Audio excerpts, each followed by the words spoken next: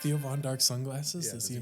I feel like that's like for all the crazy ass like podcasts where they just say stupid stuff just to get clicks. Like they always wear dark sunglasses. I feel like that's his pod. It is like a thing. Yeah. Yeah, it's like I'm just saying, maybe we didn't get on the moon. I'm just saying, just a thought. Like that's every stupid podcast. Did you ever? Did you know? I saw just the other day. He was on Road Rules way back in the day. You ever see any of those clips? Yeah, I've seen Road Rules. Yeah. Did you ever see the one with him? Oh, Theo Von was on it. He was on it. I haven't, but I was shocked to find out he's like what in his 40s or 50s. He's very old. He's not in his 30s. He's very old. Really? He's like 49. He's almost 50? I think Theo so. Von? Yeah. I guess that probably stands true. So thinking about Road Rules, that happened in like the 90s? That was 90s. Was Road Rules, and he was probably about 20 at that time. Yeah. Wow. Yeah, he is. He's pretty old. Yeah. He looks very young. I think it's because he tans so much, and he probably like covers up like the bags under his eyes with those giant. Because he wears like dark giant aviators. He always covers up himself with his hat. Yeah. You know what I mean? Is that what you're doing now? No, I'm having a weird hair day. I had a haircut like 5 weeks ago.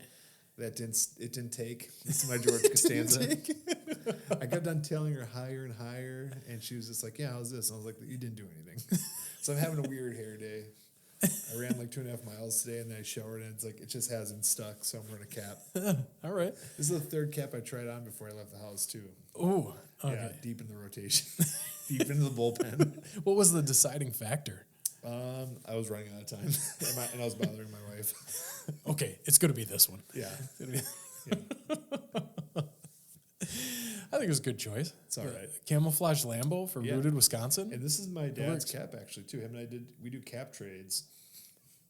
Yeah. Really? Caps, yeah. Okay. Fascinating. How did that come about? It's just like, he's like, I like that cap. And I'm like, I like that one. So we just trade caps. And every couple of years, we just rotate them back. Wow. So it's a lengthy endeavor. Yeah. Well, he's kind of invested at this point since 1987. So, So what was the first cap trade? Do you remember the cap and who initiated it? It was this one, and I had a hat that says beer ski, and he's like, that's a cool cap, and I was like, want me to buy you one? He's like, no, I want that one. And I was like, okay, well, then I want that one. And since then, it's been like Packer caps, or he has really old hats from the 90s that are just awesome that you can't find anywhere. Cheesemaker caps, all kinds of stuff. Mm-hmm. What one did you get back from the beer ski? This one was that was the first cap trade? Yeah, this is the legend. Okay. Has there been more cap trades since? A few ones since then for sure. Okay. Do they make their way back to the original owner? That one hasn't. Well, no. I like this one. He has to give me the beer ski one back. I don't think he has. I think he traded that one too with somebody else. I think he regifted the trade. It was a sign-in trade. He's got more trading partners. Yeah. Man. I like that though, the cap trade. Yeah. You got to be careful because what if it's a hat you wore a couple like real sweaty days? Like nobody would want my golf cap trade. You just wash caps. Yeah. How do you do that? Dishwasher? No, in the washer. In the regular washer? Yeah, regular. And you're gonna ruin the brim. No, you don't ruin the brim. You just put it, and you don't put it in the dryer. You just air dry it. I wash my caps all the time because I work out with my caps. Okay. So I wash them all the time. I've never ruined a cap. I think with a lot of positivity. That is. Yeah. I remember. I think it was Pepsi back in the day. If you drank a certain amount and you sent in enough labels, you got a hat bender. A hat bender? Yep, it was plastic with like kind of rubber bands. Anything striking a chord there. So if you ruin the brim, you can fix it back up. Unless it was too flimsy, then you're toast. So there's that, and then also there's no way you can find them anymore. But there were these like frames that you could put a cap in. It's plastic, and then you could actually put it in the dishwasher. So it's like a box basically, and it was it kind of looked like a car frame. To be honest with you, you put the cap in, and you snapped it shut, and you put that on the top rack in the dishwasher. Okay. My dad still has that. Okay. Because he washes his caps. In the dishwasher. Yeah. Yeah. I know a lot of people do it in the dishwasher. You know why? Because the brims get rimmed. Because the brims get ruined? His mother was a mother.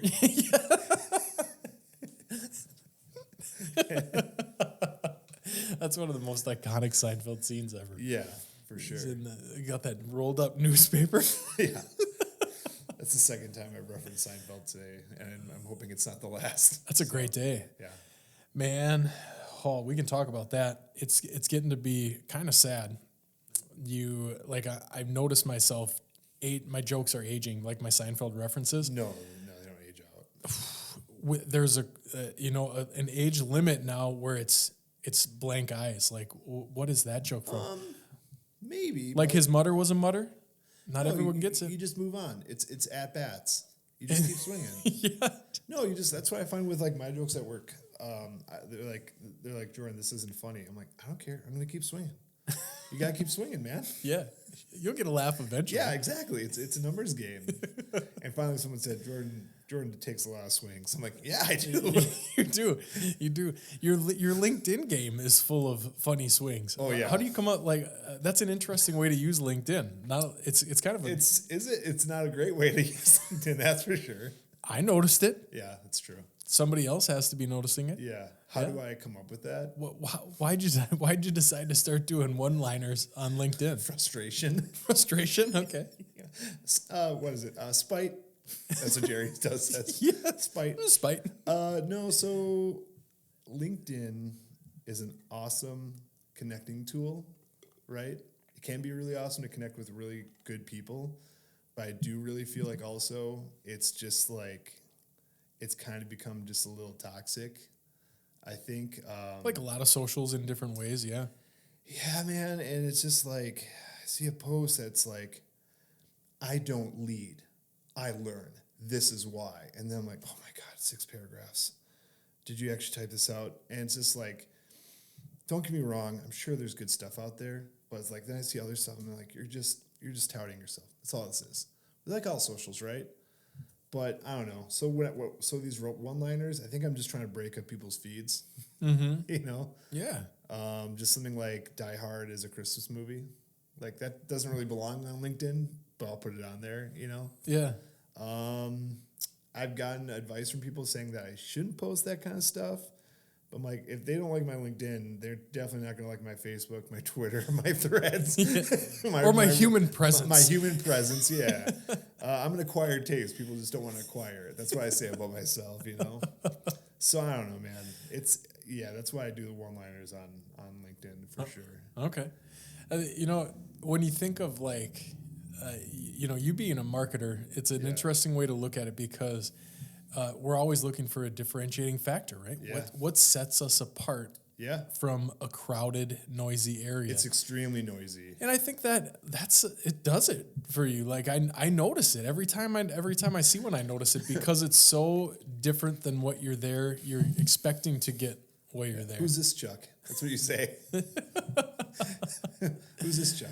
I mean, we know each other more than in passing, so I know what to expect. But for sure. For others who maybe like you've just connected with that you've never met or something, they probably see your LinkedIn post and it definitely sets you apart from others. Yeah. And for all intents and purposes, to me, that's a good thing. You know? Yeah, it can be all right. Yeah. Yeah. I mean, and I've had a boss tell me in the past, like, what are you doing? I'm like, hey man, like it's my kitchen. If you don't like it, you can just close the window, you know, kind of a thing. Like, this is what I'm cooking. This is who I am. I should apologize, but I'm unapologetic about it because it's just social media. That's all it is. You know what I mean? So yeah, I'm not saying anything like controversial. I'm not saying like we didn't land on the moon. I'm just saying like, oh man, like shredded cheese is awesome. Like, I know. Connect with me. Because like even my profile picture, it's not the typical like this or whatever. It's me in a weird suit that I got off of Wish.com and I'm wearing it at a wrestling show. You know? Yeah. So I don't know, man. I don't know about LinkedIn sometimes. It's like a drug for me. It's an abusive relationship. Okay. And I just love the abuse. Okay. Yeah. Yeah. So have you seen these weird Temu ads around like TikTok and stuff? Okay. You said Temu? Temu, yeah. What's Temu? I'm not completely sure yet. It seems like another Wish.com to me, where there's like obscenely low prices. Like yesterday, I can't remember what social platform it was on, but it was like 87 cents. Literally, it said 87 cents for this like leather pack. Okay. That, people would probably pay $200 for if it actually looked like that. Yeah. But I wonder if like you get it and it's like goes on the back of a G.I. Joe or something. I've bought so much stuff off of Wish. Did you? I've purchased suits. My like infamous like gold lapel suit that I've worn a lot. I've worn that. I bought that off of Wish. I bought so much stuff off of Wish, and I've honestly buy that suit, you get a free bowl of soup. Free bowl of soup. I'd say 90% of my purchases have been awesome, like no issues. Okay. And then the other ones are pretty ridiculous because I thought once I was buying chalkboards for my gym, my home gym. I thought I was buying big chalkboards because I wanted to be able to, draw stuff on there, track my progress and all that stuff.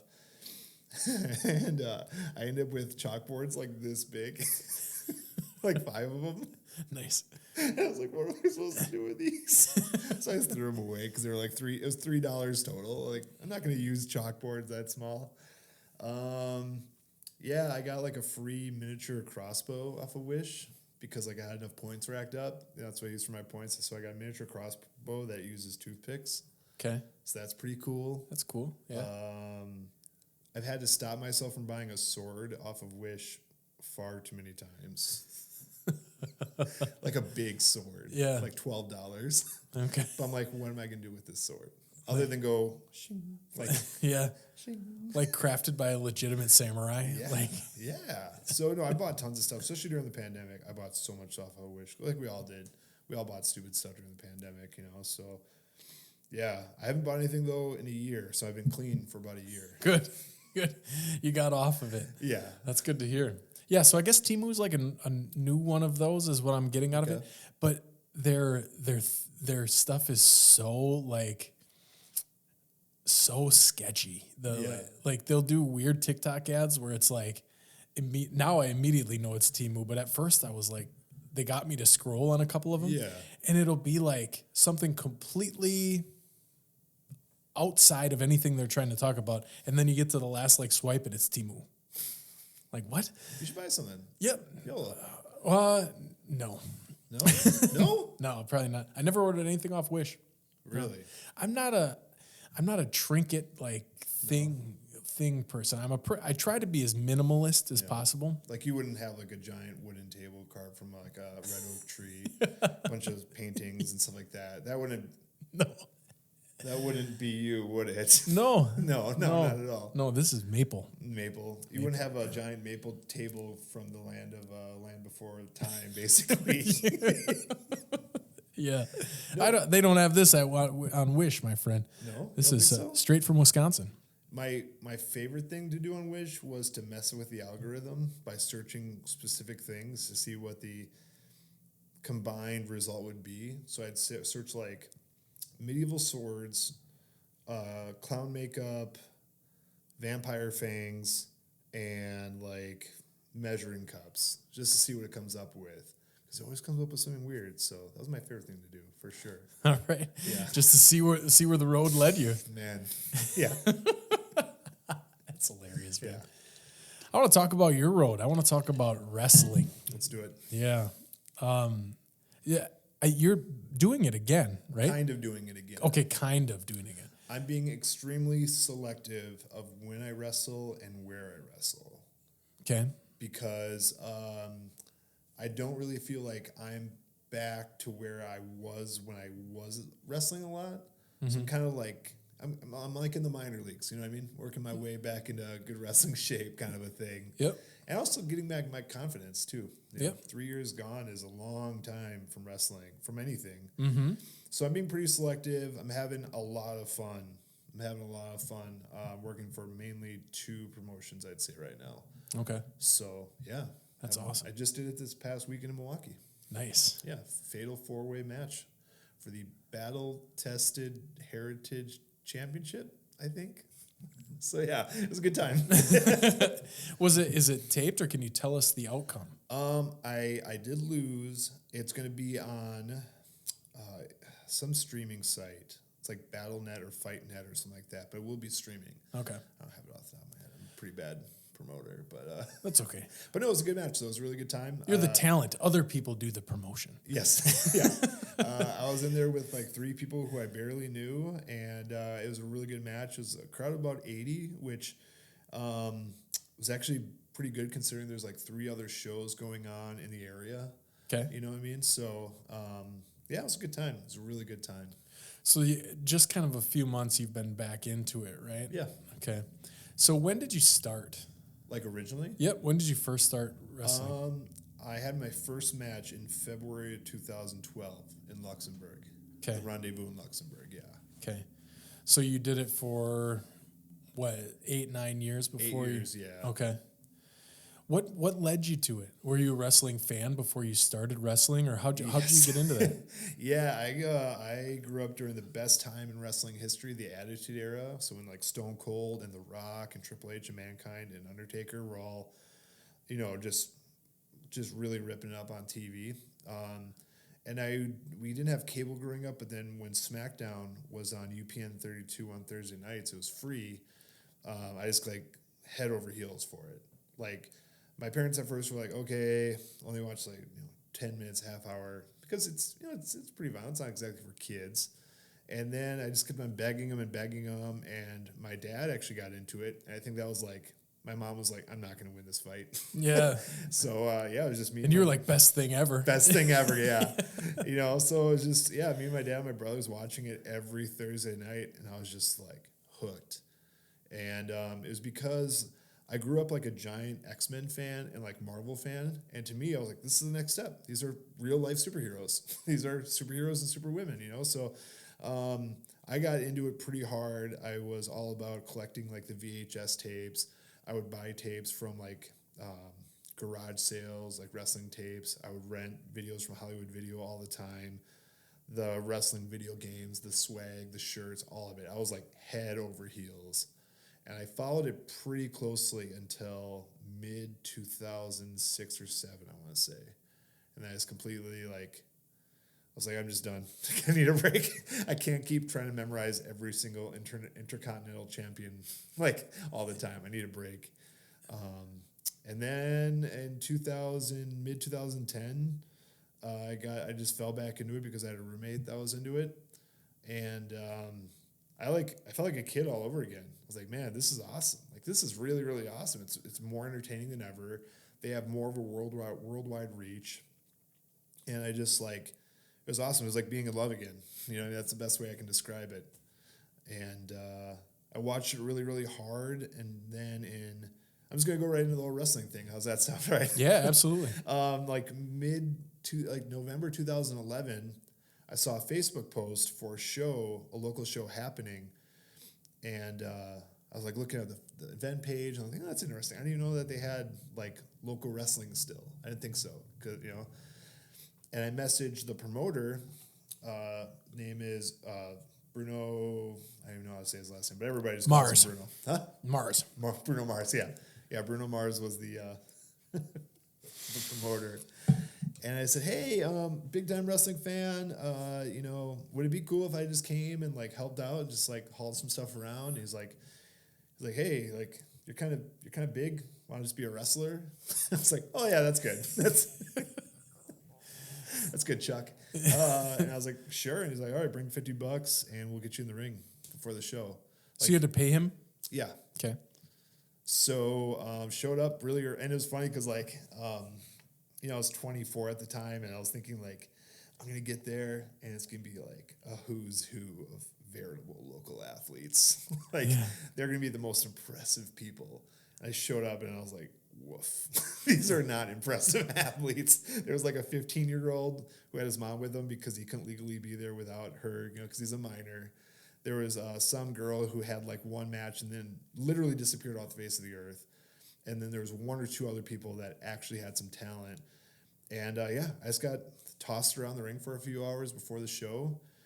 And he's like, if you want to keep coming, here's the rate or whatever. Eventually I can hook you up with a trainer, but just keep coming early, pay your dues, set up the ring, and we'll get your ring time. And that was it. You know what I mean? That's just like, that was my weird introduction. Like there's nothing malicious about it. It was just like, here's some money, go get beat up, you know? So fascinating. So why'd you have to pay him? Because it was his ring, his show. So like I had to like, it is a bit of a scam.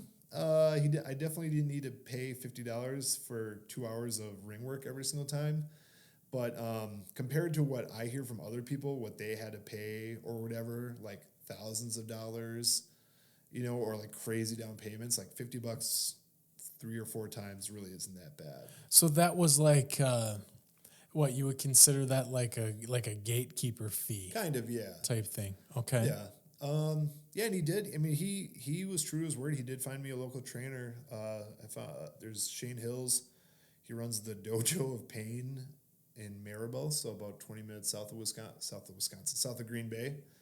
He has a ring set up in his barn at his house. He has a giant farm, and he did hook me up. So like, I mean, it all worked out, you know. So yeah, pretty good. And then I had my first official match in February of 2012. Okay. So then what, from there, anytime we jump into something new, you like try to find ways to get better. This is a unique thing. How did you what did you do? Did you tap on other like wrestling talent as mentors? Yeah. Did you have like you say trainer? Do they have that? Like, how did you get better? Yeah. So, it was mostly about just getting that ring time. So every single Sunday, man, dang near every single Sunday, except for sparingly during football season or like when it was really, really cold in winter, from like 2012 till 2014, we were just in the ring for like 3 hours. So it's just practice. It's bumping, it's hitting the ropes, it's learning the fundamentals of wrestling, it's learning how to cut a promo, it's how to create a character that's huge, basically. So it's that piece. And then also, I found some mentors. I found some really, really great local guys who I basically just begged for me to hop in their car with them when they would hit the road to do shows. I was like, I'll drive, I'll pay for gas, I'll do whatever. Just like, please take me with you. Like maybe, hopefully try to get me a match on the show later on. I'll work for free or whatever. But I just knew like, I think coming into wrestling as like a full grown adult, like a 23, 24-year-old, I think it set me up because I understood like the dues paying process. I knew I was going to have to kind of eat some dirt for a while before I made it. So yeah, and it worked. It worked out completely. Yeah, absolutely. You talk about I think one of the most fascinating wrestling parts to me is that persona creation. Like you create this existence that's outside of your norm, but probably builds upon your norm. Yep. Which of those would you say came first for you? Because I think your personality really draws itself to that. Like, you're good at that stuff. You're very quick-witted, and like you think about what it takes to do like some of the iconic promos that we see of like Macho Man and Hulk and stuff. That's a unique talent that you can get better at, but a lot of it's innate too, and a lot of that is personality driven. And you would definitely have that. Did that come because of wrestling, or is that just something that made you a good wrestler? So I think I'm going to answer your question this way. I found what really worked for me to entertain the crowd, whether I was heel, which for your audience, heel's a bad guy, babyface is a good guy. Whether I was a heel or babyface, what entertained them was the stuff that was entertaining, like the crew in the car. So if I was saying things that was like making them pop, I could tell. I was like, I think this could work, kind of a thing, because I was clearly getting like the educated minds to believe what I was saying and doing. So I just started translating that into that. So my first character was I was gorgeous Jordy Lee when my hair was really long, and I called myself the grizzled young vet. And I basically acted as though I had been hitting the towns, for 20 some odd years and all this stuff. And I was like this great wrestler in my mind. And I was billed from originally Hotlanta, Georgia, which later turned into Hotlanta, Wisconsin. I even like spoke with like a dumb Southern drawl, which I was like, well, I'm technically from Southern Wisconsin. I didn't say which South, So yeah, I was just doing whatever I could to like pop the people in the back, and then I would just pop the crowd. Okay. So how did I develop that? I don't know. I think just dumb luck, maybe like luck plus preparation, because I had a great foundation of awesome wrestling training, and I just had to learn how to entertain.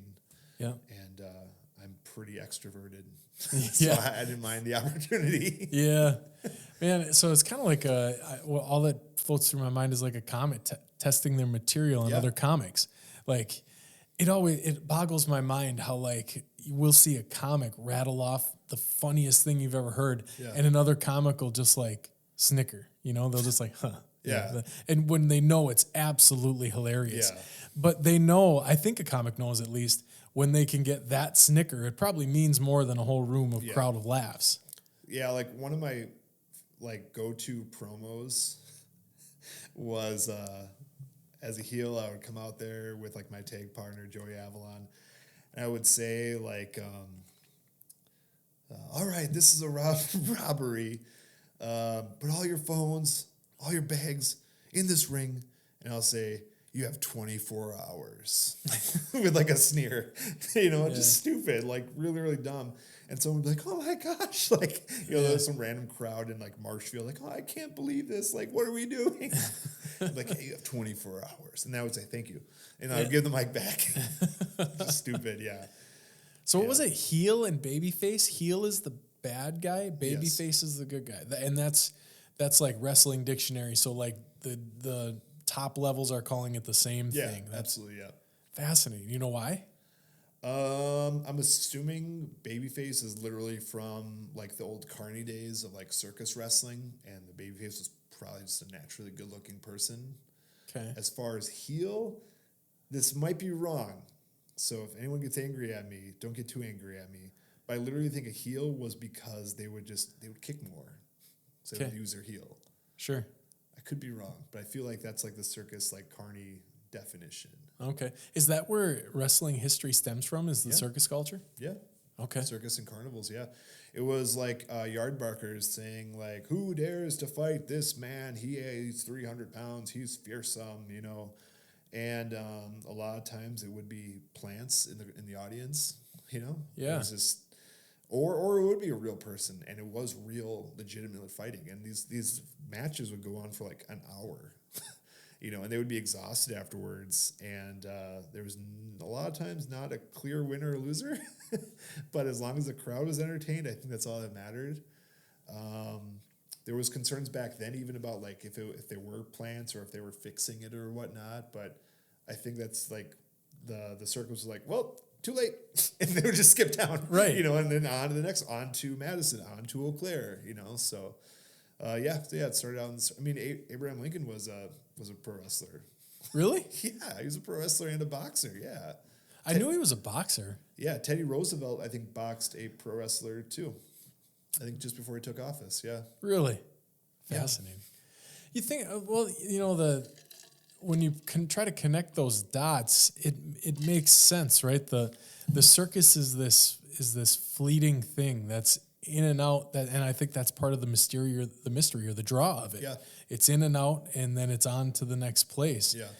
And it's known for the same type of grandeur and draw. I had never heard that though. That's fascinating. Yeah, no, it's like a whole crazy history of Carnies and stuff like that, and people, famous like strong men and stuff like that with the giant mustaches, and doing push-ups with women on their backs, and then wanting to fight someone in the audience. So crazy times, dude. So how many like stage? Do you call it a stage name or what? Yeah, gimmicks, stage names, personas. How many of those have you had? So I started off just straight up as Jordy Lee, which that's just like my mom's nickname for me, just Jordan Lee Dietsche, so Jordy Lee. And then it was Gorgeous Jordy Lee because I had very long curly hair. And then when Jordy Nelson left Green Bay, or Green Bay chose not to re-sign him, I was like, well, he was the most famous Jordy in Green Bay, and now I'm gonna be famous Jordy Lee. I'm the most famous Jordy in Green Bay. So famous Jordy Lee. And then now that I'm kind of starting to wrestle again, I'm experimenting with Jords, just Jordz, because I kind of like that. Just Jards. You know? Do you capitalize the D like I do when I text you? No, the whole thing is capitalized. All Jards. caps. Okay. Yeah. All caps. You're an all caps guy. That's all right. I'm an all caps guy. What did you put on a LinkedIn post once? Like I put a lot of exclamation points or something like that. Oh, I'm a golden retriever. Yeah, because you're excited. I'm the same way. I'm the same way. All exclamation points, all capitalized. Yeah. I'm a golden retriever. I'm very excited. Yeah. Every day is a gift, right? That's why I call it the present. I like that. I like that. It's all yours. Every exclamation point that I put is authentic. I have to, you navigate this area of like, okay, this person's going to think I'm a freak. I better make this one a period. You don't care about that. All caps. Dude, good morning. So it's just Jords now. Yeah, Jards. I have like one or two other names I'm kind of tinkering around with. I'm going to keep those close to the vest, but I think Jords is what I'm going with. Okay. So how, with getting back into it, what is the what's the intention around it? Is it because it's fun and you want to love it again? Yeah, it's fun. All of my close friends still do it, so it's a good way to see them. It's a really fun way to make some money on the weekends. And also it's kind of cool to see because I have a 4-year-old now. He can kind of see me wrestle. Like this past weekend, he got to get in the ring and like rolled around and ran around. He loved it. Loved the whole thing. Does it make him nervous? Does it make him nervous? Seeing you wrestling? No, not at all. No. He loves it. Okay. Yeah. It's like, beat up my dad. Yeah, pretty much. Yeah. No, I did a show in Ocano. I did Copperfest in May. And, I was a heel and stuff, and he booed me, and, like, he laughed. He booed you? Yeah, he laughed the whole time. He thought it was so cool. It's just to kind of pop him, and it's a good way. It's a good reason for me to, like, want to keep trying to get in good shape, Like, instead of just like, oh, I have to work out today. It's like, well, I'm working out, got to get TV ready again, so. Yeah. Yeah. Which one would you say you thrive as, a heel or as a babyface? Yeah. Probably a baby face because I have what I call a resting nice face, You too. Like it's not too intimidating. It's not like I'm not unapproachable, So I just natural smiles and stuff like that. And when I was a good heel, when I was like an awesome heel, it was because I was like finding so much bitterness and so much like hatred in my heart because I was working like a terrible job. I was barely getting paid well enough to wrestle. I was seeing other wrestlers advance up the card that like couldn't even like lace my boots. You know what I mean? Especially like up in Michigan, not to like poo-poo too much on wrestlers or whatever, but like up there, I was like, man, how is this happening? So it was easy for me to be a heel, but like now as like a 35-year-old dad, like what's there to be angry about? I can do it. I can be a heel like pretty easily. But yeah, I probably always excelled as a babyface. For sure.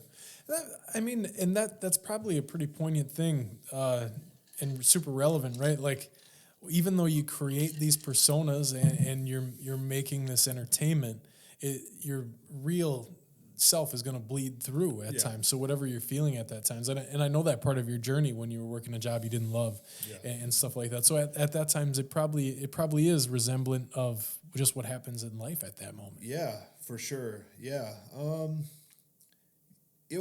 Monetarily too, like it's more fun being a babyface because if you're getting cheered for, like people will buy your shirts more. Yep. There's exceptions to that because like there's exceptions to every rule, but for the most part, if you're a good guy, you're usually gonna sell a lot more merch. So, sure, yeah. Man, so it's probably hearing that it's probably a little bit different intention than it was at one time, right? Because I know you worked even though you saw those people that were moving up the card. I mean, you ended up doing it pretty well, and I think we talked about one time that you had an invite to like a WWE tryout somewhere or something. Yeah. So that's got to be pretty exclusive. So now is the intention different than it was then? No, so I still do stuff for WWE. The inside term it's called extra work.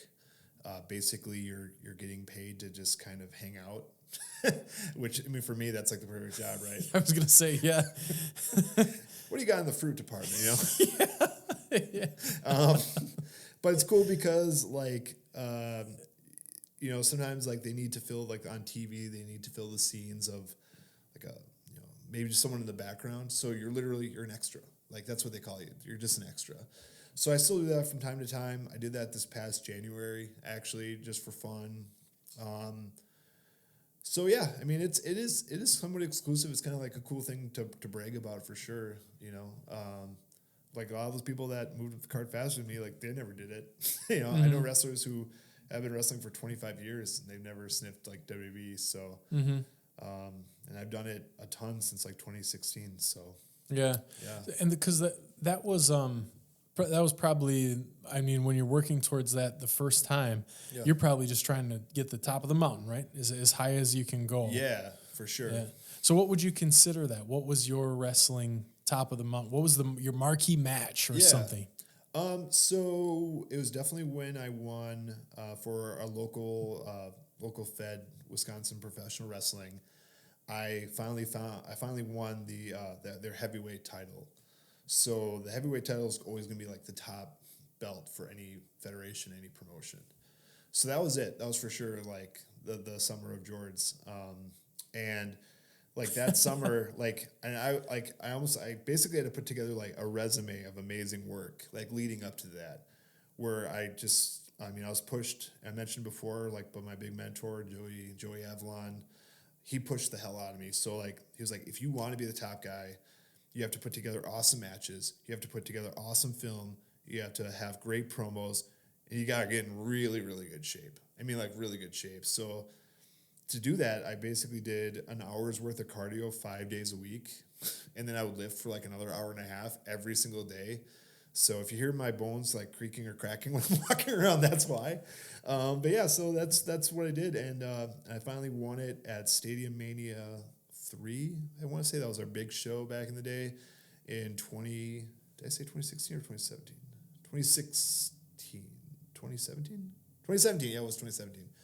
And had a really fun like triple threat match, and it was kind of a cool experience because it was a triple threat match. So there was 3 people in it, and the crowd was truly split 3 ways as to who they thought was going to win. And I was like the complete dark horse. Like I had my fans and everything like that, but like it was kind of already known that like, oh, that's just Jordy Lee. You know, he's like the funny guy or whatever. He's good. He's a good feeler, a good hand, but like he'll never be the guy.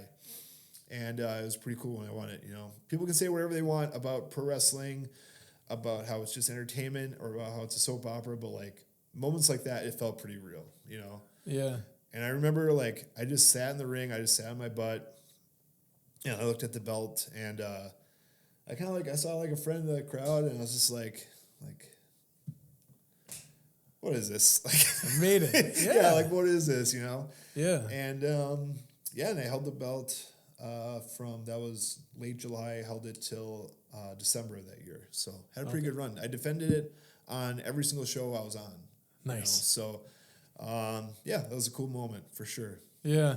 Very cool. I thought that'd be an interesting thing to talk about too, because that's a big point of conversation, and it seems like it happens between like maybe casual wrestling fans or people that wouldn't even consider themselves fans, and then what you would consider more diehard or like people invested in it.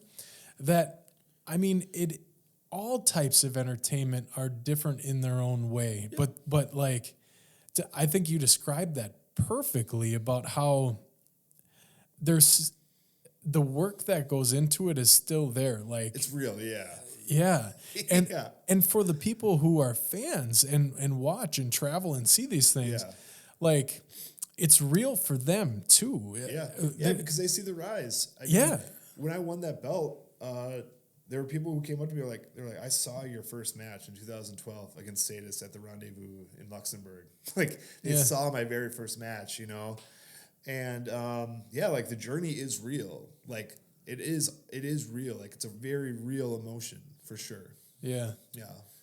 Who are some of your like wrestlers that you liked? Like, who were your favorite wrestlers? Like growing up? Yeah. Yeah. So The Rock for sure, because he was just larger than life. Like he was still is, yeah. Unbelievable what that guy's built. Yeah, jeez, yeah. The Rock, Mankind / like Mick Foley was one of his other personas. Was huge for me. Eddie Guerrero was really big. I don't know if you remember Eddie Guerrero, but he was just awesome. He was like, he had just such like a dog mentality because he was always smaller, but he was just like, he would just like not take any nonsense from anybody. And so I'd say him. And then finally, Edge, if you remember Edge, really awesome Canadian wrestler. But yeah, those were probably my big four, I'd say. Mm-hmm. Yeah.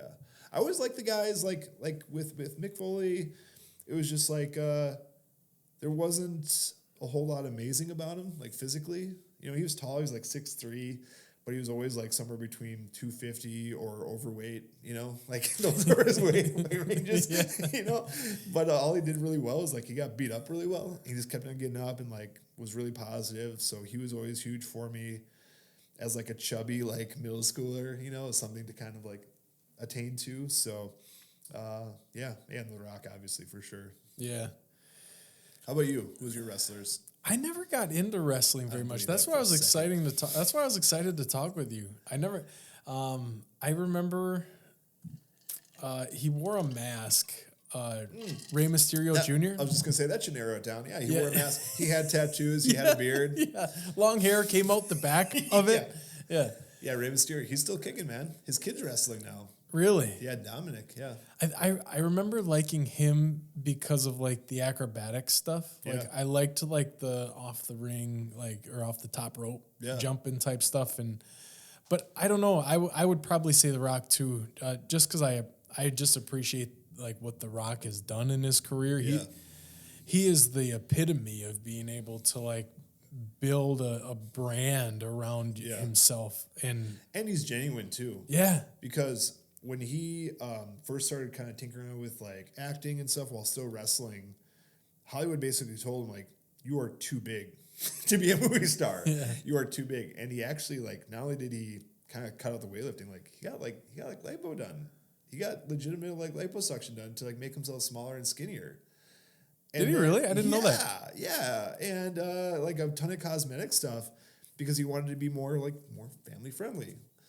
And then he just finally was like, well, that's not me. He's like, I love lifting weights. I love eating lots of food. Like, I'm just going to be me. Yeah. And he's been great. He's the biggest, like, celebrity in the history of Hollywood, I would say.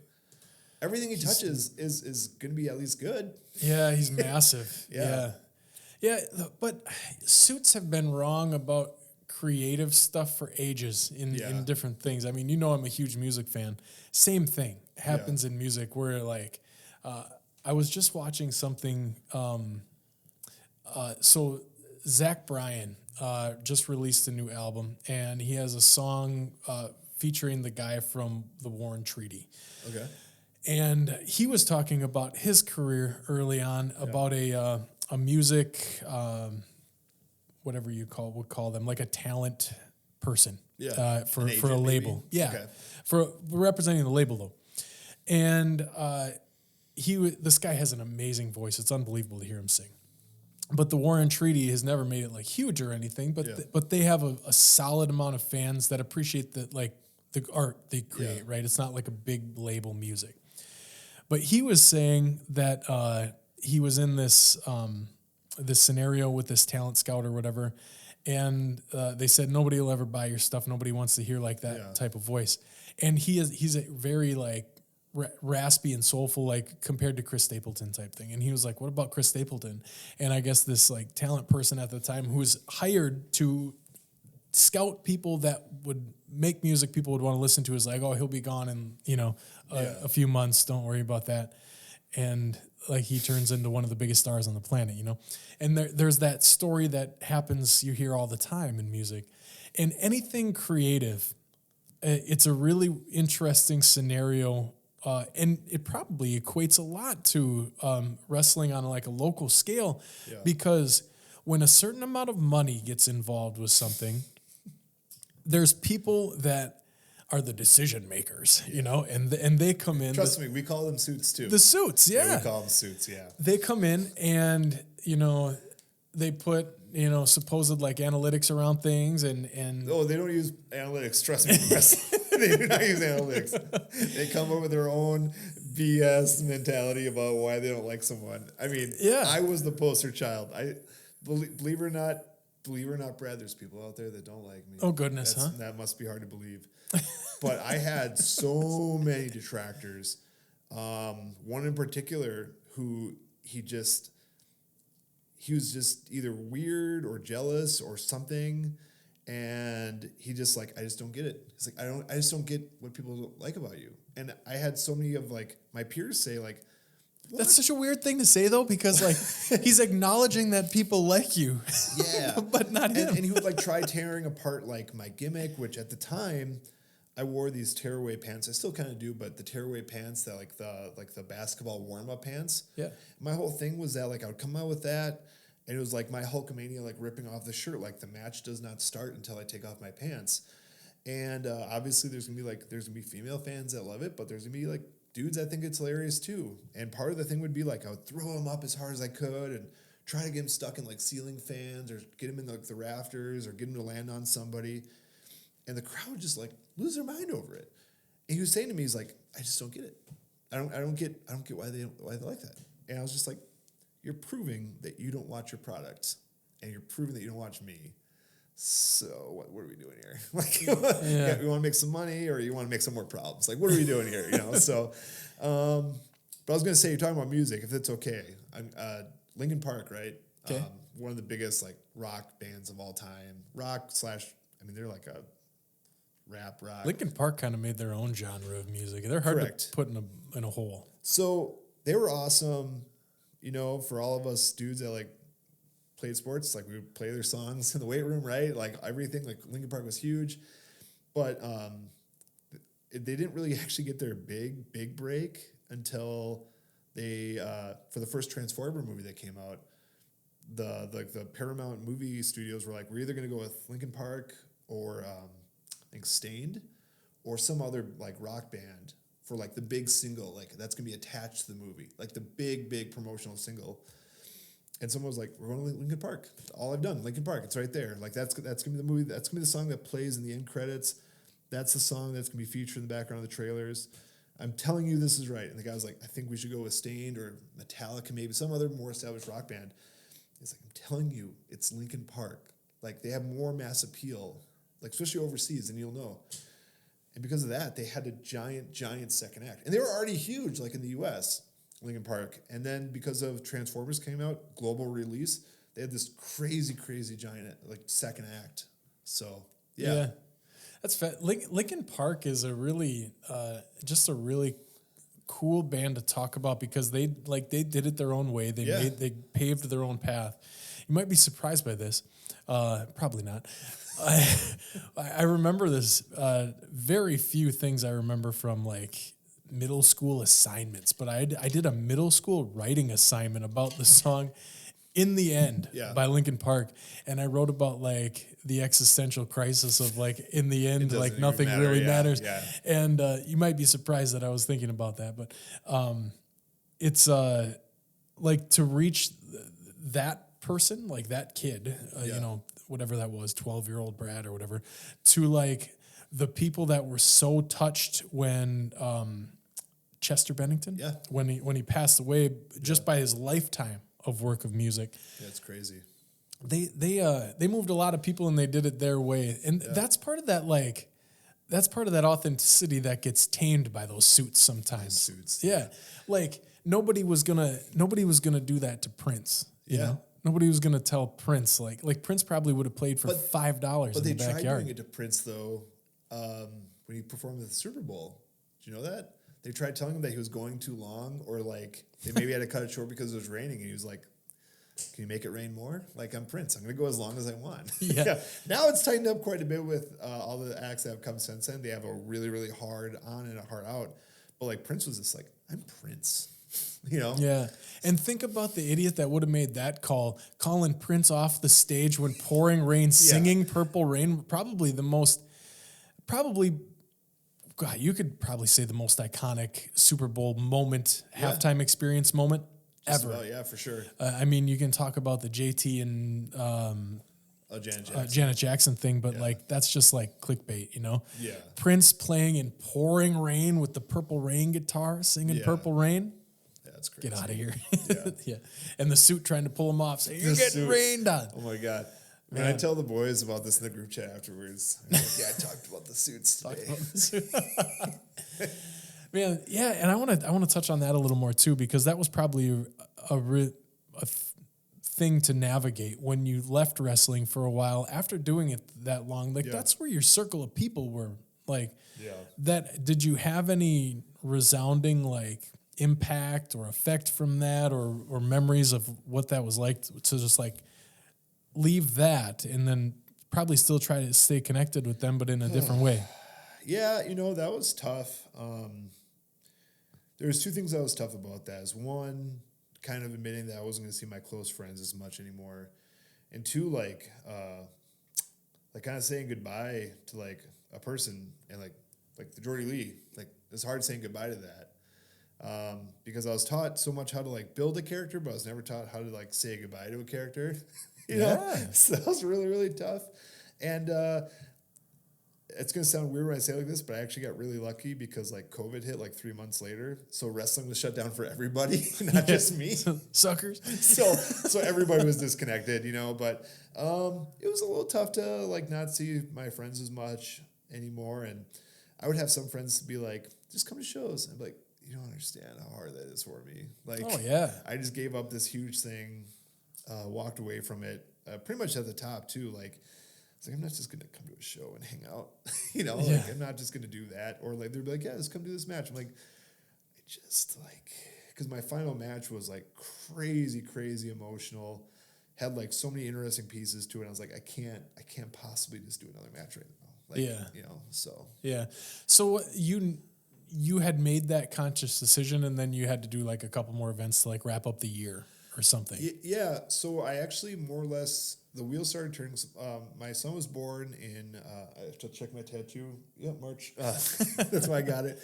March 2019. About a month and a half later, I was just like, man, why am I wrestling? Like, why am I wrestling? It's dumb. It's hard to do with like a toddler. With my wife and I too, in terms of support system, it's pretty much just us supporting ourselves. We don't have a whole lot of family in the area. So it's not like we can just be like, oh yeah, grandma, grandpa, come watch James while I go bleed for dollars, So, so I made the decision in April of 2019, and kind of started like telling like some of the promoters, like, if we could kind of wrap some things up, that'd be great by like January. And they're like, why? What's January? I was like, I just want to be done in January. And they're like, well, what are you going to do after this? I said, I don't know. I'm just going to work, I guess. I'm like, that's a dumb idea. But it actually ended up working out really well, because then in October of 2019, that's when I decided to like go to TC for the first time and find out about programs. So January worked out really well because that's when my first class started. Like I had my last match like January 12th. I cut my hair January 13th. And I think I had my first class like January 21st or something like that, whenever the winter break ends. So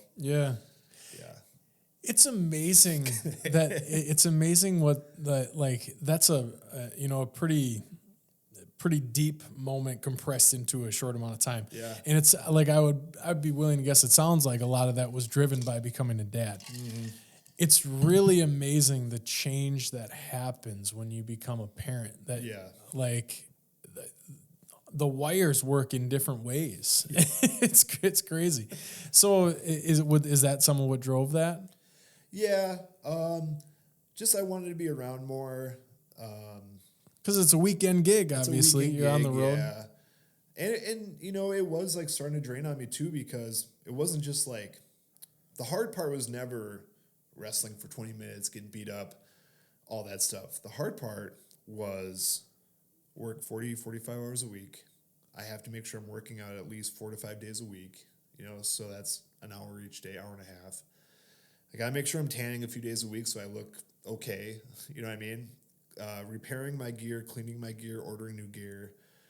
ordering shirts to sell to basically hawk at shows, so making sure I had a good inventory, hitting up promoters and different promotions across the Midwest, confirming details or trying to get new bookings, right? So there's a lot of networking involved. Watching matches back, at night to make sure to see how I was doing. And then hitting the road. I mean, there were sometimes when I would drive 4 or 5 hours in a day wrestling and come back same day. So it was a lot, man. It was a lot. And it was just starting to wear on me. And some people can do it forever. I mean, this will be the third time I mention him, but Joey Avalon, like, he's going to do it forever, like literally until his like bones like fall apart. And then he's going to repair his bones and he's just going to keep doing it. He loves it. But for me, it was just like, it was really starting to like wear on me, Yeah. What was the geographic range that you were doing? Like where how far did you go? So usually as far south as like Chicago, I would go up to the UP quite a bit. It's like Marinette, Escanaba, Gladstone. And then out to Minnesota, I wrestled a ton in Twin Cities for like probably my favorite place, Pro Wrestling Battleground, really cool venue. And then far west of that too, probably about an hour or two west of like the Twin Cities. So yeah, man, it's a lot. 100%. I mean, yeah. and I did most of the traveling in my 2002 Buick Century. Nice. That retired with like 300,000 miles on it. So, yeah. Yeah. What you mentioned ordering new gear there and stuff. How does that like? Sure. How do you put that together? Like, what do you need, and how do you get it? So there's some stuff that you can buy, like at a Dunham's, like your knee pads or like the spandex, stuff like that. I know a lot of wrestlers that just they literally buy material and they just make it themselves. Some people are very talented with sewing. But then for the rest of us schmucks, it's like finding someone online, like finding a gear maker, or there's a couple of companies that are like listed nationally. Highspots.com will do it. Easy Money. Those are two different sites that will make gear for you. Well, I was just like, hey, do you know Ben's wife? Ben's wife makes gear. Oh my gosh. Because you want to keep it a secret because you don't want the masses to know, because then she's going to get really busy. She's going to lose her mind, and then you'll never see her again. Mm-hmm. So buying gear, making gear. I've had people design gear for me, and I just send off and send your waist size, and that's about it. Yeah. Okay. Yeah. So what? Getting back into it, you just ordered like, what do you call it, a kit or something like? Yeah. No, I can't remember his name, but my buddy Brock turned me on to him. This really awesome gear maker that lives in Mexico, that is like awesome, really really awesome. And I was like, I just need a new pair of trunks. Everything else fits good. The knee pads are good. The boots are like holding together. I just need a new pair of trunks, and I decided to go with like kind of like a royal purple, like a real like velvety purple, because I've never had purple trunks before. I drew the duck blue because I've never seen a blue duck. Yeah. And I designed on Canva like Jords on the butt, because I wanted Jords on there. And then on the front, I put these 3 stripes that represent me and my 2 buddies, Joey and Brock. And then on the other side, I was like, I like tigers, so I just put a tiger on it and sent it off. And the guy was like, cool, this is awesome. I talked to him over Facebook Messenger. We actually like talked on the phone on like Facebook like voice chat or whatever. And he was like, yeah, 2 weeks. I was like, cool. And that was it. And sent it to me, and they fit perfectly. So all right, yeah. Nice. So people can expect to see the tiger. The tiger's been out and about a few times. I've worn some other trunks just to like make myself laugh, because they don't really fit that well. So it's a little muffin toppy, which is great when you're a heel, it gives them something to talk about. But like, everything else is holding up pretty good, so. All right. Yeah. Nice. I'm a trunks guy, in case you're wondering. I'm a trunks guy. Well, I don't even know what that, when I think of trunks, I think of boxers. Is that the same thing? Those are bikers. Those are called bikers. So if they're like past like your leg a little bit, like closer to the knee, those are called bikers. Okay. And the long tights are just tights, like the long ones. But so the trunks would be like what Stone Cold wore. That basically look like briefs. Yeah. Mm-hmm. So I'm a trunks guy. I got these big old legs. Got this cheese tattoo. I got to show it off, Yeah. Yeah. Why'd you get a cheese tattoo on your leg? Because cheese freaking rocks, man. Says life is great, cheese makes it better.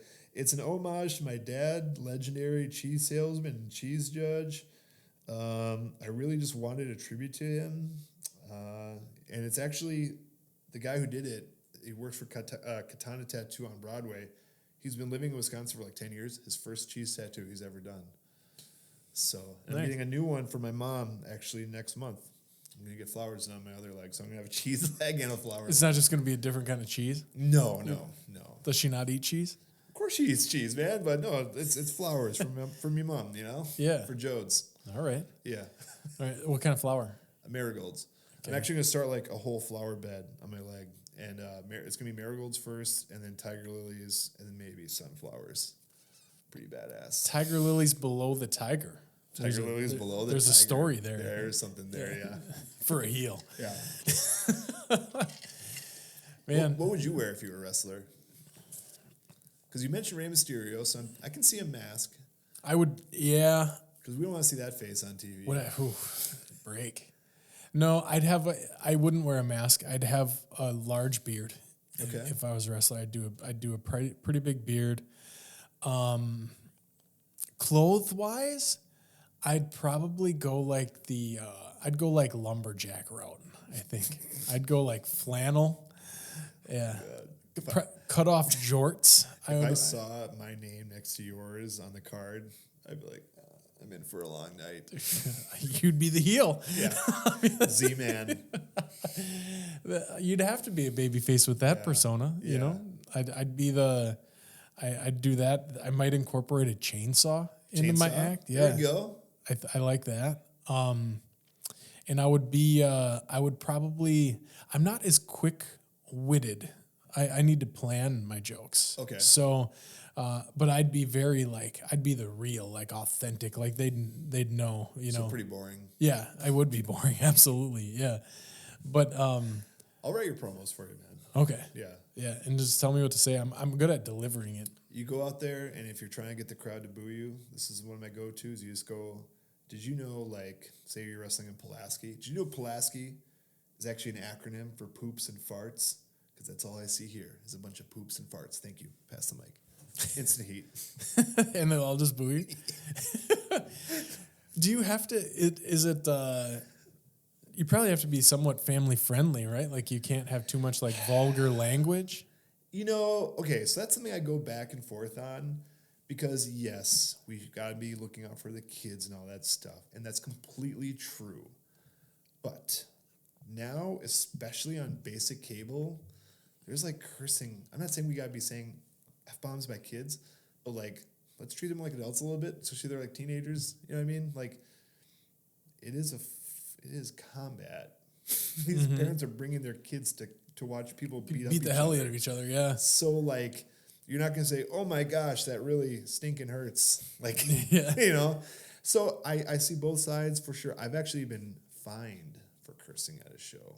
Really? By one of those suits. By the suits, yeah. Oh, they're always searching for $1. And I was fined for that and also for flipping the bird. Okay. Yeah.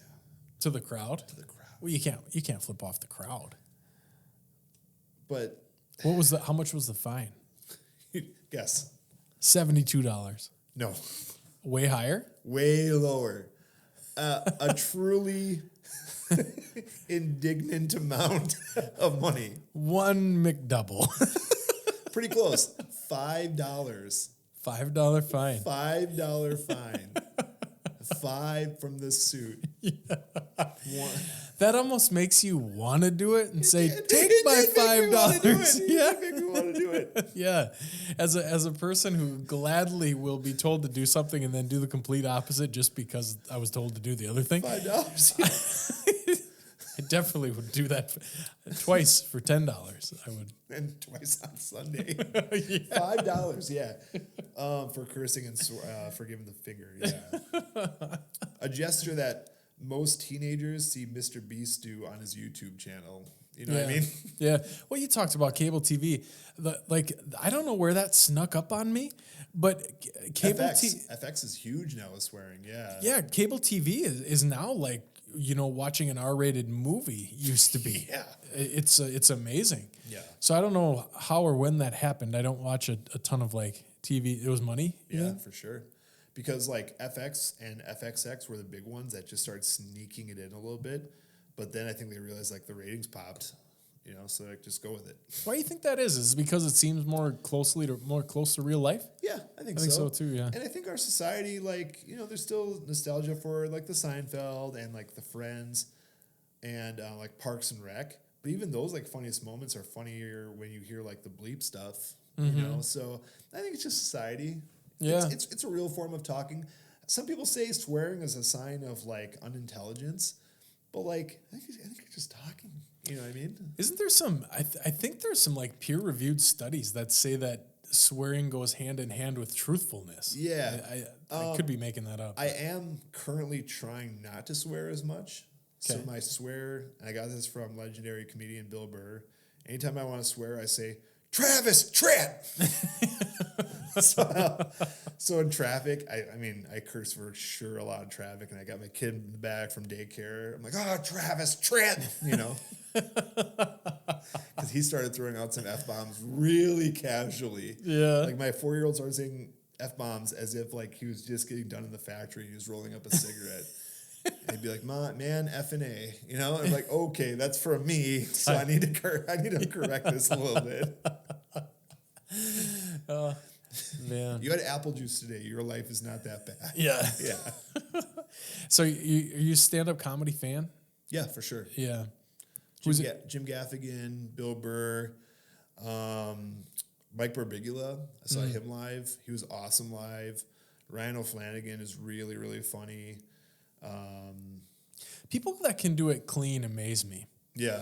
I have, there's probably like a pretty close parallel life that, they say that like, of all the existences, like there's probably a close parallel path that I'm on, that I'm a stand-up comic in a different one. I can see that. But I don't, I find it unbelievable when people can do it clean and still make it really funny. Was legendarily clean. Absolutely. Yeah. One of the greatest clean ones. Who I love his stuff, and I've only seen shorts of it, but it's, and I don't even know how to say his last name. It's like Nate Bargatze. Have you seen any of his stuff on like TikTok or anything? I'm sure I've listened to it on like Pandora or something like that. Yeah. It's great, man. He's hilarious. And it's all like family friendly, like relational comedy. Yeah. Love it. Cracks me up. And, I don't know, the people that can do it cleanly, I think that's an art form all in itself. For sure. Yeah, it's their playbook. They figured it out, but I swear sometimes when we were working together, I would come up to him and be like, "So what's the deal with airplane food?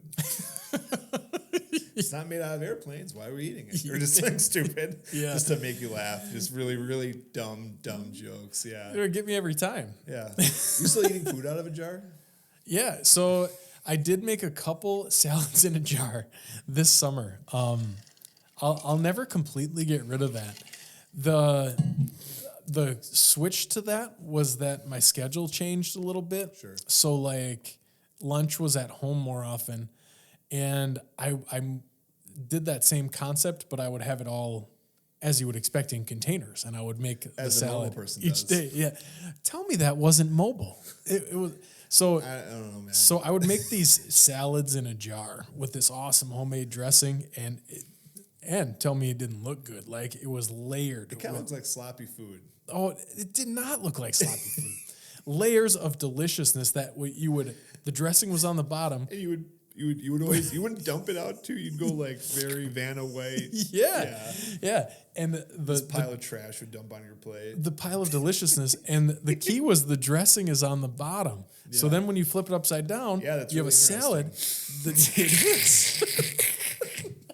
The dressing goes over the top. Dead air. Completely covered. Oh my gosh. No, I was dumbfounded the first time I saw that. Just a glass jar. You're just like skipping, just whistling away. You're so proud of it. It's good. Yeah, and I'm eating like cheese-covered hot dogs. Yeah. Yeah. Work, yeah. Keep on laughing. Yeah. Keep on laughing. Laugh it up, Chuckles. Do you have a big salad? Like a big salad? Yeah. I can get you 2 salads and two small bowls. Man. What's your go-to TV right now? Go-to TV? I'm burning through Entourage. Ooh. Have you ever watched Entourage? Back in the day. I've never watched it before, but a pod I listened to kept on suggesting it. I was like, screw it, I'll watch one episode. And I'm halfway through right now. Very, very funny. Johnny Drama is my favorite character. Yeah. Yeah. Because I just love how sensitive he is, and I love how anything's a callback. Any opportunity is a callback for him to talk about his previous career. Johnny Drama, like long time, like bit actor. He'd be like, they didn't mind my work on Seventh Heaven. Yeah. That reminds you watch Only Murders in the Building? You watch that? No, I don't. It's on the list though. Steve Martin's character in it does that. Okay. Constantly. When did we change from TV being a thing to now it's like a chore or like a bill? You ever notice that? When you had a kid? But like before that though too, it's like, have you watched Stranger Things? You're like, no, I'm a little behind this month. Can I get you next month? Like watching TV feels like a chore now. Like, so you can like keep up with the Joneses, you're saying? Like, are you caught up? Like, no, I'm not caught up. I'm still working on What We Do in the Shadows. Maybe in like a month or two, like when things settle down, I can watch, like it's just, when did it become this thing it feels like a chore? I think it's because there's so many different options for content. Too much. Yeah. Like there's no way you can watch it all. I don't watch much TV really, or like. See, now that bothers me. That's such a George thing. You know what I don't like, yeah. That was a George thing, yeah. His uncomfortableness makes me uncomfortable. Yeah. But yeah, I don't know. I don't watch a ton. No. But I get what you're saying. Like, and I think it's another, like, it's a low-hanging fruit conversation, right? Yeah. Like it's a way to, we don't always connect as humans, I don't think, the way that we want to or should. Yeah. So I think that's a way that we can feel like we do, even though we're talking exclusively about content outside of the realm of both of our realities, Yeah. But it's interesting. I try to, like, we've been watching Only Murders in the Building. But like most of my TV time is consolidated around live sports. Okay. Well, you're right around the corner. Football is right here. Yeah. Yeah, you love football. You're so much. Big football guy. Yeah. Yeah. Are you doing fantasy this year? Do you do fantasy? Yeah. Yeah. Yep. Do you ever find resentment from the people who are like, I don't do fantasy football anymore? And they want to like rub your face in it. You ever get that person? It's funny you say that. It bothers me. So they say it like that. So Dan, the show's producer, and I have been in a fantasy league for a long time. And another one of our best friends is that guy now. Okay. Mr. I'm not going to do fantasy anymore. It's because it got boring. It got boring. I don't care about these players. It's too much work. Yeah. That's what they always say. I'm like, you're on your phone right now. You could set your lineup right now. The same guy does a weekly the PlayStation 4 golf league where he goes in around. Sense. Sounds awesome, but that's something you can cut out too if you don't have time, mister. We've been doing this for a long time. I did a draft last night. It took me 45 minutes. And I did it while I was playing Xbox. Like, it's not that much effort to do to set it to, but yeah, I ran into a bunch of those people lately, like my friends from back home, like, I'm so glad I don't do fantasy football anymore. It's like, great. I'm so happy your life is so much better. Yeah. That would be like if I started advocating, like, I don't watch TV, so that makes me better. That makes me better. Or you still drink water? No, I smell water, actually. Like, it's the same thing, Yeah. It's like, you're not a snob. Like, because you can hack it. Like, don't make fun of me because I love it, Or, you're doing 5 leagues this year? You're crazy, man. I'm like, yeah, I am. It's my free time. Like, yeah. I don't know if I could do 5. You're in 5? I'm doing 5 for the first time. I almost did 6.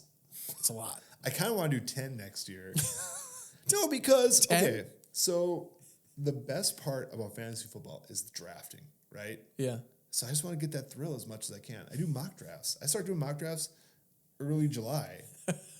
June 13th, mock draft. I do. It's fun. It's a hobby. Like, I pay my Dang, bills. My 4th round pick retired. I pay my bills. I work 40 hours a week. I exercise every day. I drink my water. I brush my teeth. Why can't I just have 5 fantasy football leagues? Raise another human. You can have raise another human. Yeah, but yeah, I'm in 5 this year, and I'm drafting 2 of them at the same time on Sunday.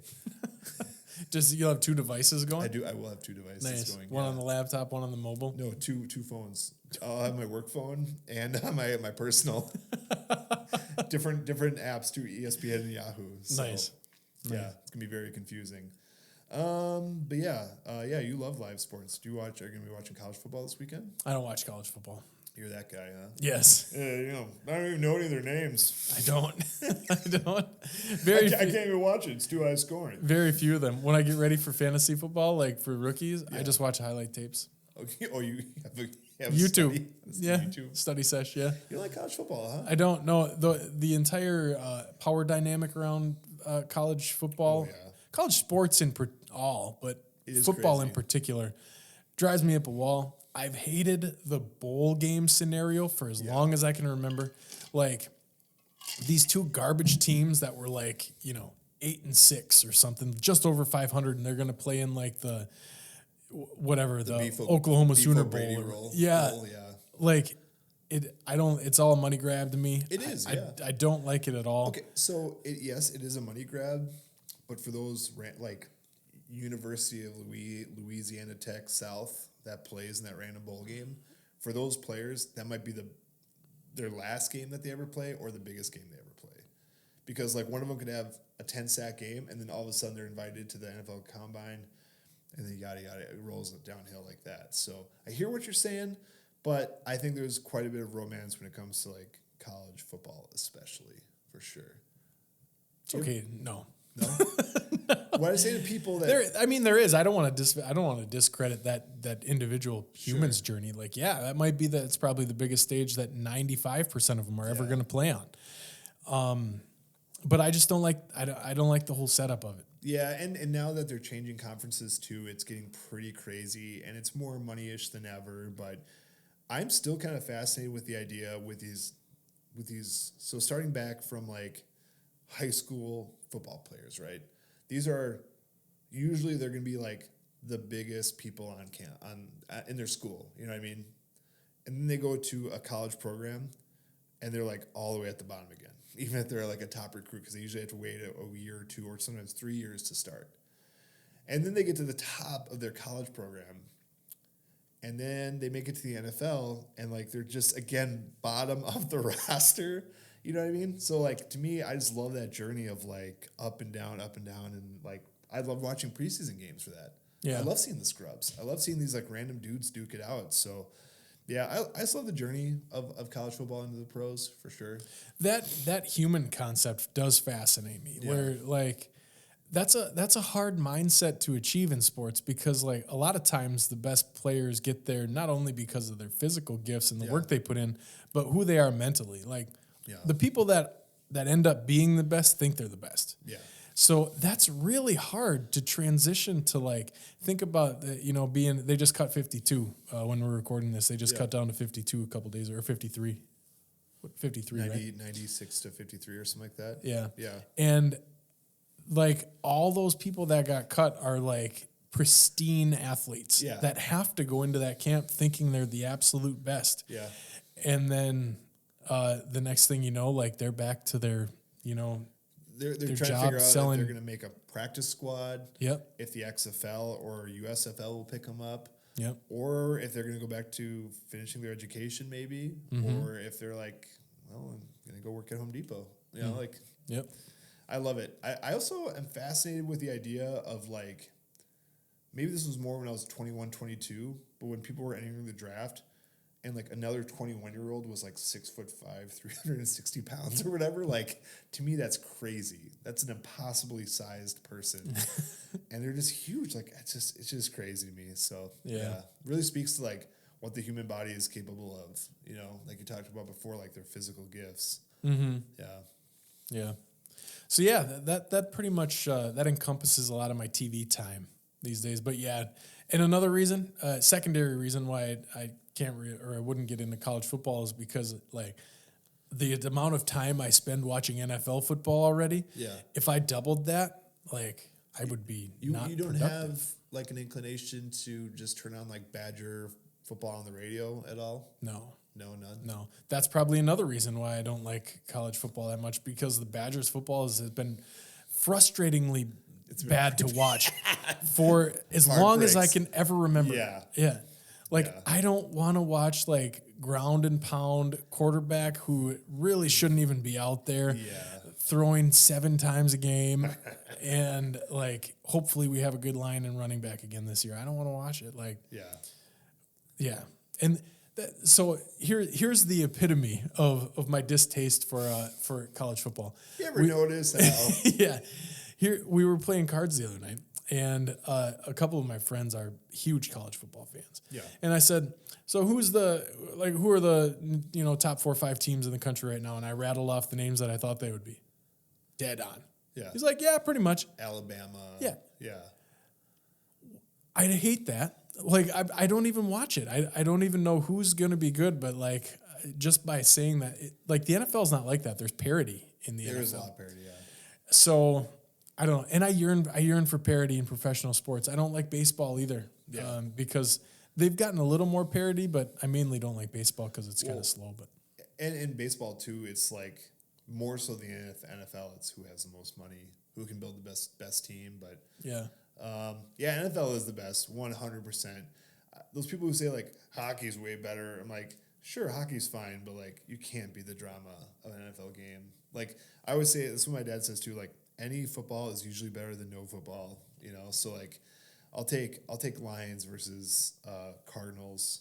Like, I don't care. I'm gonna enjoy it with my 5 fantasy football leagues, my 2 phones. Yeah, I was talking with Dan a couple weeks ago actually about Red Zone.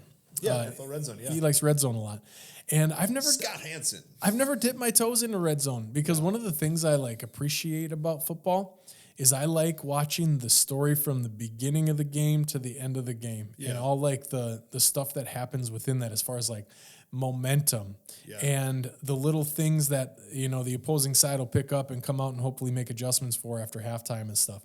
And just trying to like think what's going to happen next and what happened already. Yeah. So I don't know. Supposedly the adjustments thing is a hoax. I've heard from many former players on podcasts that the adjustments thing is a complete hoax. Adjustments at halftime? Yeah. Because they have their plays scripted out. Like, so an opening drive on offense, no matter what happens, the first 25 plays are set in stone. So, like, more than likely, this is what I've heard. I'm not a conspiracy guy, but I've heard that, like, the term we made adjustments at halftime is usually false. I could see it could be at sometimes, especially, like, called plays and stuff. Yeah. But schematically, especially from defense trying to contain offense, I fail to believe that. It'd be tough to like see, if a team comes out and they're primarily zone that day or something and they're just getting, just creamed in that. If they wouldn't switch in some man concept or switch in, to a different zone concept or whatever it may be. Injuries too. Yeah, because you can't tell me if the Chiefs comes out this year, of their first 25 plays, probably 10 are going to be scripted with Kelsey being A. Yeah. And if he gets hurt, they're not going to run those plays to Luke Bell or whoever is behind him. Yeah. My main deterrent on Red Zone, it's going to sound really weird, but I really love, because I don't watch a ton of like local TV outside of like watching the news in the morning. I really love seeing the previews for all the terrible looking like primetime shows, like Rescue 911, like all these weird ass shows. Like I eat those up. These terrible looking shows of like they're 3 lawyers and like they're best friends, but there's shenanigans afoot. Like, and it's a comedy somehow. And I just think to myself, like, how do they keep pumping out these shows? Like the same doctor procedural, the same lawyer procedural, like. But there's got to be a reason for it. People got to like them. I want to know who watches those. It's people who... Like, who's watching season 35 of Survivor?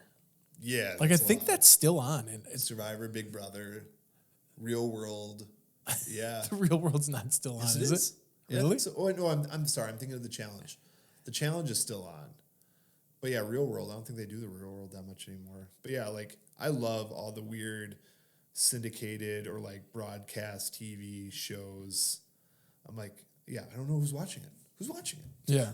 I guess my parents love Big Bang Theory, so they'd probably eat that stuff up. Well, that's like CW reruns now, isn't it? Big Bang Theory? Yeah. But They have cable up in Tomahawk. I swear they only think they have one channel, and that's the channel that Big Bang Theory is.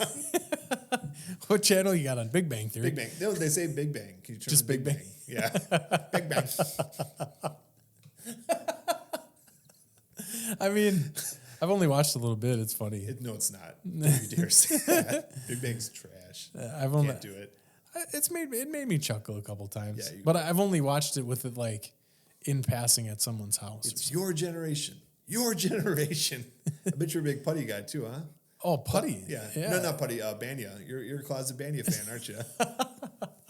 I'm just gonna get soup. Yeah. You know what? Save that meal for later. Yeah. What would you do in that situation? I mean, soup's the meal. For context, for the millions of people listening or watching, whatever this medium is. Hundreds of millions, probably. The context is that Jerry Seinfeld is offered a suit from a terrible peer comedian named Kenny Banya that he dislikes quite a bit.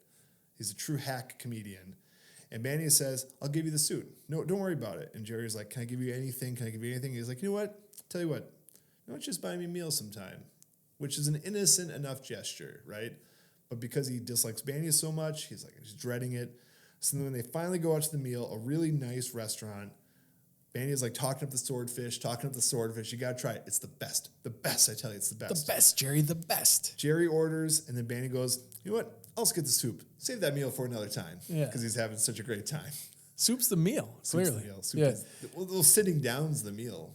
Right. Yeah. The act of meeting and having that is the meal. Yeah. I think. Yeah. I can't. If I'm doing a Seinfeld rewatch, I can't watch the episode. It makes me too angry. The societal contract there. That's the meal. Sitting down is the meal. Yeah. Yeah. If he gets a glass of water with a little bit of lemon in it, that's the meal. What's your favorite Seinfeld episode? Ooh, man. My favorite Seinfeld episode. I think it's a Putty one, later season. It's when Putty's now working as a car salesman. No longer grease monkey. I don't care for that term. Yeah. And he sells a car to Jerry, and just like George gets frustrated from losing a Twix bar multiple times. Putty and Elaine are having troubles. Jerry's getting screwed over on the car rate, and Kramer test drives the car and leaves it empty, no gas whatsoever. I think that's my favorite. Okay. Yeah. What about you? It's tough. I like the one with the cigar rollers is unbelievable. Keeping them in those drawers. Yeah. That one's fantastic. The the one with the what do they even call the tip calculator? Oh, it's a whiz. The whiz. No. It's a wizard. The wizard. Something like that. Yeah. That one is. It's a tipping calculator. Yeah. How does it does more than that? Yeah, it has multiple functions. That one's fantastic. I don't know. If I had to pick a favorite, though, it would probably be Kenny Rogers Chicken. Kenny Rogers Chicken's amazing. That is a fantastic one. Or the one where this is probably just moment, but when they bring the golf ball back that they plucked out of the bowl. Oh yeah. The whale. Is that a Titleist? Hole in one. Talk about hole in one. Yeah, I picked more moments a lot. You know what's amazing about that show is you could say any single storyline from that show, and I'd be like, yep, I know exactly what you're talking about. Yeah. But then you could tell me another storyline that was in the same episode, and I would have no idea. Yeah. Because they did such a great job of being siloed in these stories within the episode that they didn't even go together, but it still lives in the same area. I'm going to take back my answer. My answer is when they're all going on the subway, and it's like season 3. Elaine has to deliver a gift to a lesbian wedding. Kramer has to try to pay off his parking tickets, but instead he goes for the mutter, the horse bets. Jerry wants to go to Coney Island, but gets stuck with a nudist, and George ends up with basically a escort that robs him blind, more or less. So, yeah, that's my favorite episode for sure. Yeah, that is a really good one. Yeah. Or the licking envelope episode where oh my gosh, she was exposed to some cheap glue. Yeah. that was a controversial episode. People didn't like that they killed off Susan. But she's fine with that. That actress is fine with it. She thought it was funny. But very controversial at the time. Like there were Susan fans? Yeah. They thought there's like justice for Susan, like Reddit boards and stuff. But she actually didn't get along, or George Costanza, or the actor, Jason Alexander, did not like working with her at all. Reddit was a thing at that time? Well, there's Reddit now. Oh, I see what you're saying. Yeah. Looking into the past. Yeah. Are you a Reddit guy?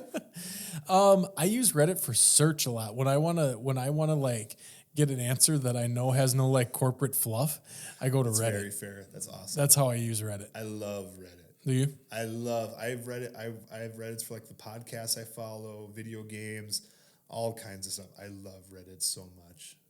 I actually engage with on Reddit probably more than any other app I'd say I use, and I'm addicted to social media, but I love Reddit way more. See, it's all coming back around. LinkedIn to Reddit, right? It is, man.